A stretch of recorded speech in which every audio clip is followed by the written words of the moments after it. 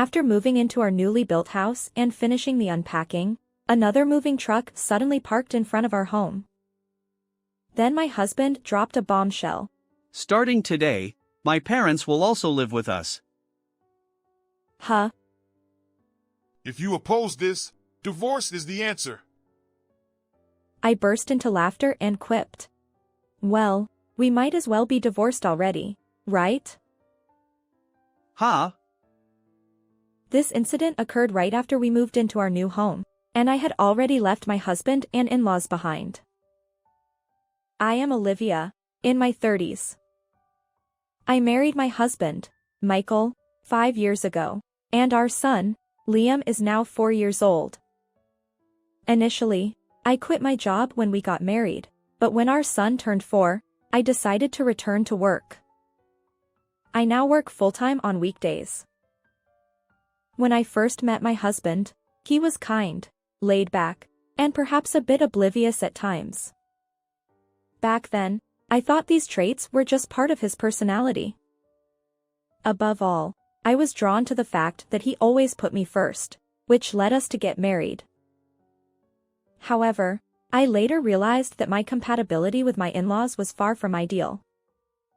They seemed more concerned with appearances than genuinely considering others. Their thinking was one-sided and self-centered. The first sign of trouble came during wedding preparations. They insisted on having a grand wedding because my husband was the eldest son in the family. I preferred a modest celebration with close friends and family, but they argued that such a wedding would be embarrassing and not fitting for their family background. Ironically, my husband's family wasn't particularly well off. My father-in-law was a retired office worker, and mother-in-law was a homemaker. Their house wasn't large either. They had been renting all along. Yet, they insisted on putting up a facade. In the end, they said they'd cover the whole expenses, and without consulting me, they booked a lavish venue. To avoid conflict, I went along with their wishes and had an extravagant reception. However, the result was that only the groom's side covered the costs.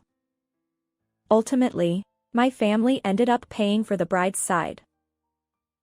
Even during childbirth, it was the same. When I was enduring labor pains at the hospital, my mother-in-law arrived and immediately said, "What? The baby isn't born yet? You said you were having contractions, so I came all the way here." Ugh, how boring. She proceeded to engage in trivial small talk endlessly by my bedside. Of course, I was in too much pain to pay attention, but she persisted, saying, "Hey, Olivia, are you listening?" My husband, on the other hand, just stood there without uttering a word. Before we got married, I appreciated his laid-back nature, but now it feels less like laid-back and more like obliviousness. Well, perhaps he simply assumes that his parents' way of thinking is the norm. And after childbirth, the inconsiderate behavior of my mother-in-law and father-in-law continued. Despite it being shortly after giving birth, they stayed late at our house, making noise under the guise of celebrating. My father-in-law even demanded, "Hey, prepare some snacks." When our son cried, no one bothered to comfort him. Given this situation, I found myself disliking my in-laws and tried to limit our interactions to the bare minimum. However, a certain incident led me to become more deeply involved with them. We, as a family of 3, were living in a rental apartment. However, as our son grew older, we began considering purchasing a newly built house. Yet, the process of building a house involves various meetings, from land selection to working with construction companies and interior design. Since my husband and I both work, it was challenging to schedule meetings during weekdays.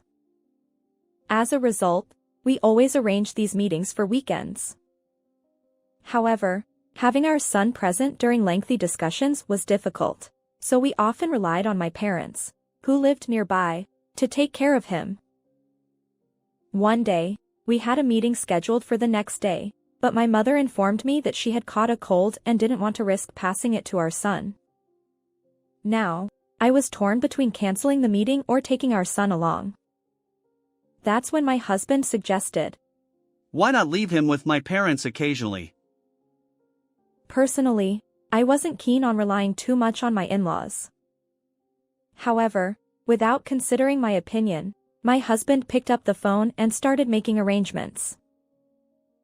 Hey, it's me. Sorry for the sudden request, but could you take care of Liam tomorrow? I'll bring some souvenirs as well. I feel bad about this sudden change. It's fine. But my oblivious husband simply said, and hung up. At that moment, I had a vague sense of foreboding. On the day of our meeting, I took our son to my in-laws' house in the morning and then proceeded to the scheduled appointment. On our way back, I brought my in-laws their favorite sweets as a gift. I was eager to head home, but as expected, I got caught in a conversation trap. Hey, you're building a house, right? What kind of house is it? A built-in kitchen. Ha! Young people these days. It'll make your life easier, won't it? My husband unintentionally blurted out. Olivia is handling all the kitchen details. My mother-in-law glanced at me and said, Well, I'd love to try out a beautiful kitchen too. So, with a smile, I suggested, why not consider remodeling your kitchen, too? To which she retorted, We don't have that kind of money. Rather, I wish you would remodel for me as a way of showing filial piety.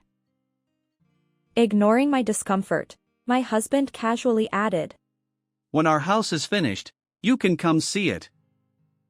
You're welcome to use it. Personally, I dreaded the idea of others using my kitchen. And so, the interrogation about our new house continued until we were finally released 2 hours later. On our way home, feeling uneasy, I asked my husband, Hey, your parents seem overly concerned about our house. But we're not actually living together, right? His response was matter of fact. It's our family home. I said the kitchen is your domain, didn't I? So, I believed him. From that day on, my in-laws began offering to take care of our son during our meetings. While I appreciated their help, they always managed to meddle in our home affairs afterward. Show me the blueprints. He started asking questions like, How spacious is the bathroom? or, What's the size of the guest room? he even offered unsolicited advice about the future, saying, You should install handrails in the entrance for peace of mind during old age. My mother-in-law chimed in, suggesting, Wouldn't a living room be more comfortable here? or, What's the height of the kitchen counter? when I tell her the height, she said, Oh, that would be inconvenient for me. You should make it a bit lower. I couldn't help but reply. I adjusted it to the height that is comfortable for me. But my father-in-law interjected, It's not just you who'll use it. Michael will live here too, so you need to consider everyone's comfort. Everyone? We're not designing the house to accommodate occasional visitors. Desperate for support, I looked at my husband, but he remained silent, accepting their words without objection. Whose house are we building, anyway? Because of these repeated exchanges, I grew exhausted. So, I consulted my husband, saying, Can we stop leaving Liam with your parents? It's also frustrating that they keep interfering with our new house plans. However, my husband dismissed my concerns, saying, Having them take care of Liam is helpful. Just tolerate their nagging a bit. You're my wife, after all. But your parents are imposing their opinions too much. It's as if they think they'll be living here. Surely we're not considering cohabitation? In a half-exasperated tone, my husband snapped. I said we'd live as a family, didn't I? Stop being so persistent. If you keep complaining, we'll get a divorce. Divorce. What on earth was he saying? It was my in-laws who suddenly intruded into our new house plans. Yet somehow, our conversations always veered toward divorce. Since that day, my husband's threats of divorce increased with every issue that arose. On another day, after a meeting, my in-laws visited our home and began discussing our new house. My father-in-law suggested, Hey, shouldn't we change the location of the bathroom? Yes, maybe it's better to move it over here. Should we ask the design firm for changes? Even my husband seemed ready to make a phone call. Feeling cornered, I asserted, we've already made decisions. In response, my father-in-law grew angry. Who do you think you are? You know nothing about house matters. Listen to the opinions of your elders. Exactly. We're advising you for your own good. Rather than coming to my aid, my husband casually said, Yeah, let's consider their advice. It seems I'm stuck in a whirlwind of opinions. Then my father-in-law looked at me and said, Hey, Michael, couldn't you have married someone more understanding? Dad, don't say that. Come on, Olivia, apologize. Otherwise, we'll get a divorce. It left me dumbfounded. I thought, enough is enough. Despite my efforts to avoid interactions with my in-laws due to our incompatible personalities, we've been seeing them more frequently lately. Unfortunately, my husband has become increasingly aligned with his parents, leaving me with no ally. The kind Michael I once knew has vanished, replaced by a puppet manipulated by my in-laws. When we decided to build our new house, I was excited about our future life together. But now, meetings are torture, and conversations with my in-laws feel like hell. Yet, if I dare confide in my husband, he responds with threats of divorce. Once, half-jokingly or perhaps seriously, he even handed me a pre-filled divorce form, saying, Your attitude toward my parents is unbearable. They're offering advice, and they take good care of Liam. If your behavior doesn't improve, I'll seriously divorce you. I was left speechless. It's clear that he'll always side with his parents, no matter what. Moreover, my husband claims that my in-laws take good care of our son, but that's only during our meetings. The ones who genuinely look after our son are my own parents. They've been there for sudden nursery school emergencies and difficult times. When I fell ill, they'd come over to care for our son. My parents even prepare gifts for birthdays and Christmas. In contrast, my in-laws have never given our son anything. Instead, when they visit, they demand, Bring us a souvenir. My husband doesn't understand any of this. Feeling worn out, I finally visited my parents' home. Clearly, I looked exhausted, and my mother asked in concern, What's wrong? So, I mustered the courage to share my current situation.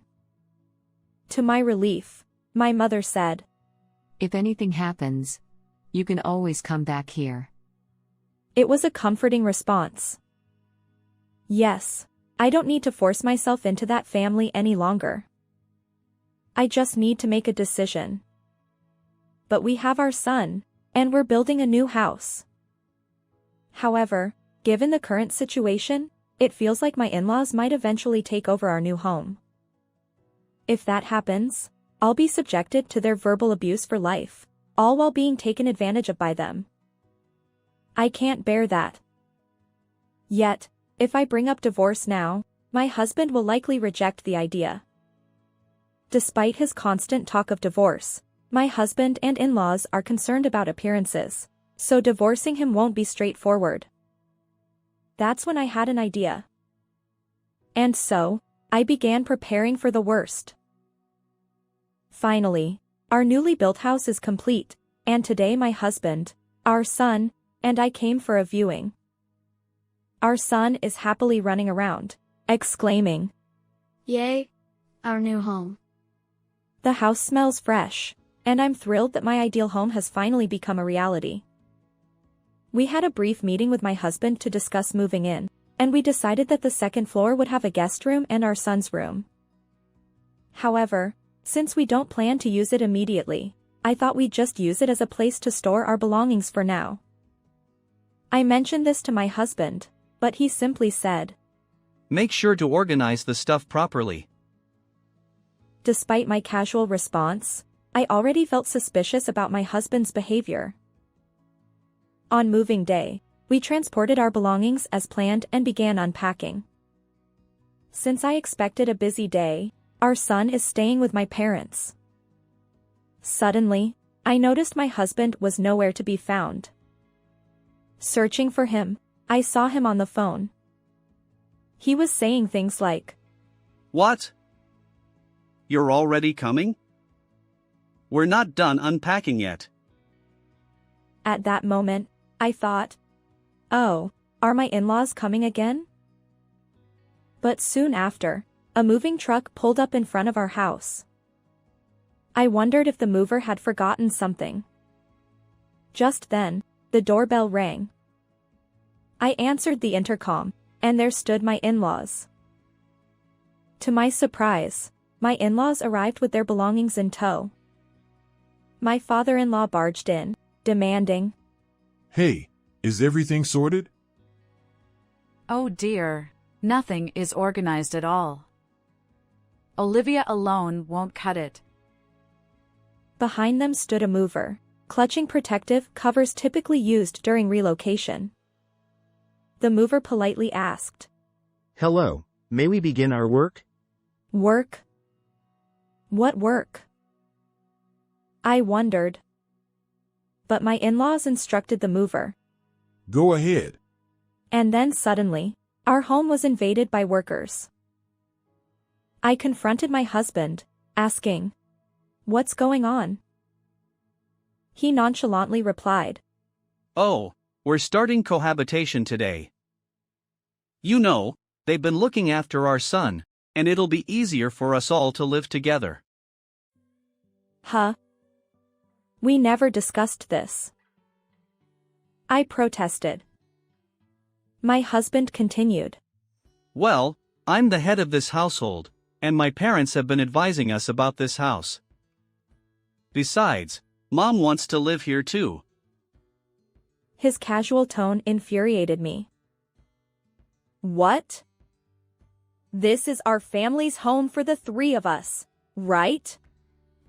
There's no room for your parents. I'll take the largest room on the second floor. And the one next to it will be mine. She added. I measured it recently. Do the curtains fit? I couldn't believe it. They were already claiming rooms in our new house. Measurements? When was that? I asked my husband. Hey, could it be that your parents have been here before? Isn't this their first time seeing the house? Huh? They actually came the day before we did the house tour. What? Why? They wanted to see it, so I gave them the keys to take a look ahead of time. Unbelievable. My in-laws had explored the house before we even moved in. They even decided on their own room and took measurements. I felt anger welling up deep inside me. Hey, why didn't you consult with me? Isn't this our home for the three of us? Besides, Liam's room will be gone. Ha! He won't use that room right away. and the guest room is for when someone visits, right? So it's fine if my parents use it.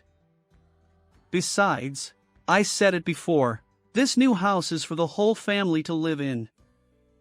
And when we say family, that includes my parents. Wait. Did you deceive me? You're just misunderstanding. I'm the homeowner, so stop complaining. As my husband and I engaged in this exchange, my in-laws joined the fray. What's wrong with you? Are you against us living here? How insolent for a daughter-in-law! Such an unfilial daughter-in-law. It's only natural for children to care for their parents.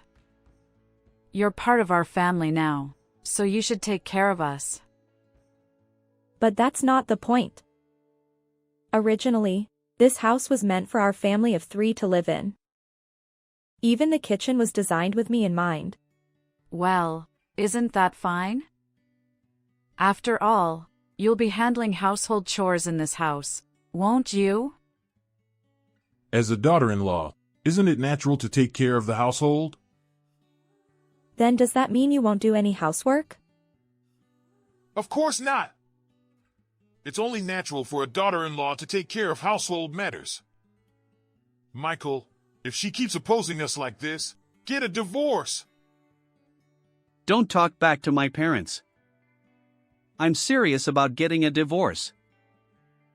Certainly, that line finally came up. So, you're thinking of divorce, right? Huh? My husband responded with a puzzle. I couldn't help but burst into laughter. I faced him and said, "We might as well be divorced already." My husband and in-laws had a look of shock on their faces. Although I haven't submitted it yet, so it's just on paper, I handed him the divorce papers. Huh? It was a fully filled-out divorce form.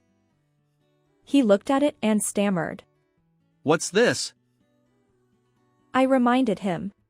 Remember how you've been threatening me with "we'll get a divorce" all the time?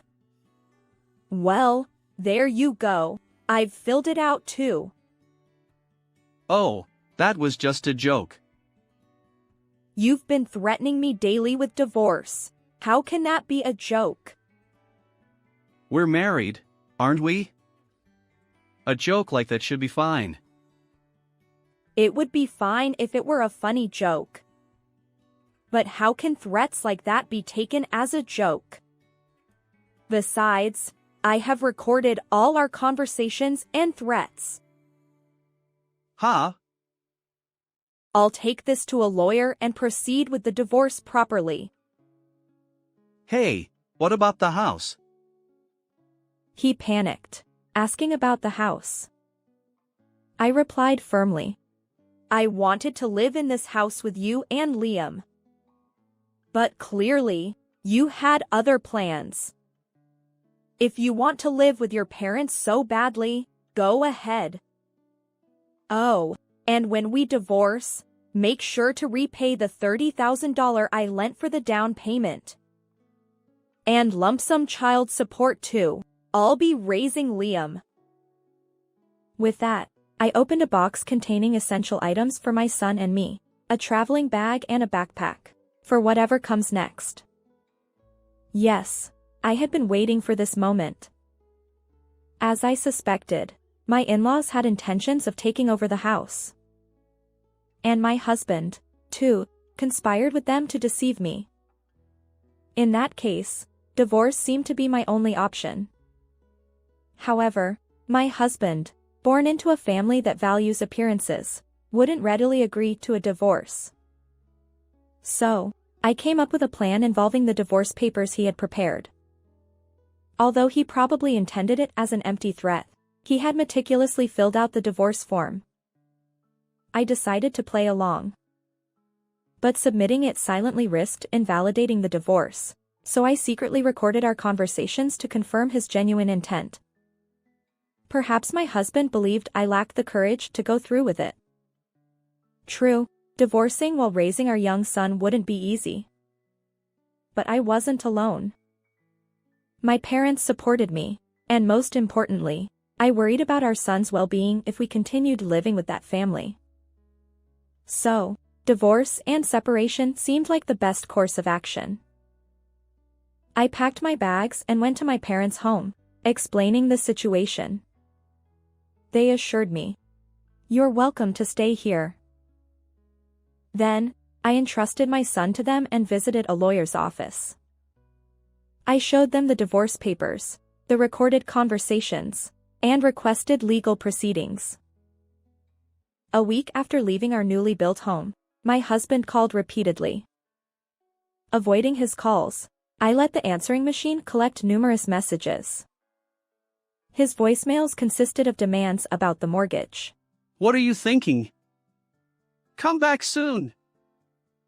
Yet there were no apologies, no concern for our son, and no mention of driving out my in-laws. My husband has no intention of kicking out his parents after all that has happened. He is only worried about the mortgage. Of course, there's a reason for that. My husband doesn't have any savings. You see, he spends money on his hobbies like casinos and horse racing. Despite initially promising to save before building the house, all we have was my pre-marriage savings of $30,000. When I confronted him about it, he nonchalantly said, Oops, my bad. If I put the mortgage in my name, it'll be fine. But I couldn't tolerate his carefree attitude, so I made him sign a loan agreement. It was a formality because he had borrowed $30,000 from me, and I wanted proper repayment. Although he underestimated the seriousness of financial transactions between spouses, he eventually complied. Little did I know that this precautionary document would come in handy. When we applied for the mortgage, we used my savings as the down payment, but the loan was in his name. However, I suspect he was counting on my income too. Perhaps he planned to burden me with all the living expenses after inviting his parents. Given how frugal my in-laws are, I doubt they'd contribute anything toward daily costs. I just want to make sure that I receive the money I lent and the child support in full. I had no intention of speaking to that family anymore, so I entrusted all the legal proceedings to a lawyer. Of course, I showed them the loan agreement my husband had signed, and I fully intend to collect what's owed. Honestly, I was prepared for his request to split child support payments. However, my prideful in-laws insisted on paying it all at once, saying they wanted to sever ties with such a dreadful daughter-in-law. But how could they manage that without any savings? They probably borrowed from some shady source at exorbitant interest rates. Well, that's none of my concern. In the days that followed, I learned that my husband's family decided not to live in the newly built house and put it up for sale. Perhaps they found it difficult to keep up with the mortgage payments after I left. And there's the matter of their suspicious debts too. As it turns out, my husband and in-laws, who are strapped for cash, are now renting a small apartment. Despite finally acquiring a fancy kitchen, my mother-in-law won't get much use out of it. She's too short for the height I customized. Furthermore, my divorced sister-in-law and her kids have returned to her parents' home.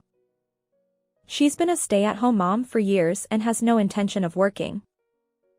Her children, a middle schooler and an elementary schooler, will now squeeze into that cramped space. Their living expenses rely solely on my ex-husband's earnings and his parents' pension. But with my husband drowning in debt, there's no room for flexibility. According to rumors, it seems that my ex-in-laws are constantly arguing due to the increased family size, and the noise has become a nuisance for the neighbors. My ex-sister-in-law expressed frustration, saying, I heard we could live in the new house. So why is this happening? I wanted to use the modern kitchen and live in the new house.